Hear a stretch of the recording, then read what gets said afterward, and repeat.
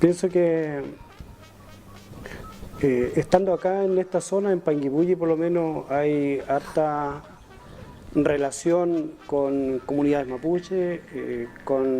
ligados con el Parlamento de Coscós, que fue un hecho histórico, y creo que también es una expectativa de aprendizaje, de una nueva forma de buscar enseñanza alternativa quizás,